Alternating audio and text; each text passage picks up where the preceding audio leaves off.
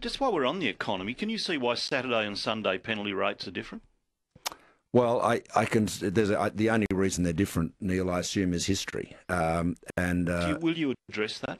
Well, it is a matter for the Fair Work Australia. As you know, the Productivity Commission is certainly is also examining it.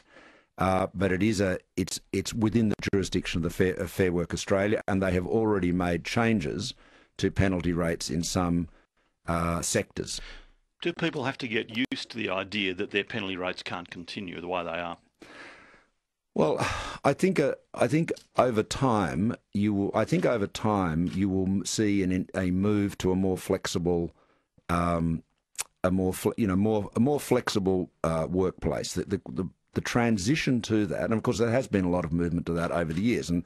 And to be fair, Well, it's a 7-day economy, isn't it? and of course it is, Neil. And there's but you do nonetheless have unions and workers who are naturally reluctant to give up benefits that they have, and you've got to be able to, any reform has got to be able to demonstrate that people are certainly not going to be worse off, and overall, ideally, in net terms, better off. So it's it's not a, I think it's very important, particularly for someone in my position as the Prime Minister, to be able to empathise with the position both of employers and of workers, and understand that each have legitimate claims. So you're but saying we've got to find solutions to create a more flexible, dynamic 21st century economy out of which everybody wins. So you're saying any change to penalty rates would not leave workers worse off?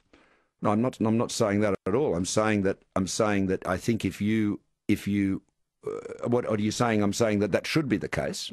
Well, what I'm saying to you is that if you want to get the support of workers and of unions, their industrial representatives, to changes like that, then inevitably you would have to persuade them that in net terms they are better off, But were you saying that only be changed if they were better off, or if it stayed at least the same? No, what I'm saying to you. I mean, you're trying with great. I'm trying to understand. No. Well, I'm offering you a pretty statement of the obvious. Actually, if you put yourself into the shoes of a union official, and you've got someone saying, "I want you to give up certain conditions or work practices which are inflexible and create inefficiencies," then you, as the union official, would say, "I'm only going to consider that if I am ideally better off and certainly no worse off." And so that's just all. I'm just making an observation.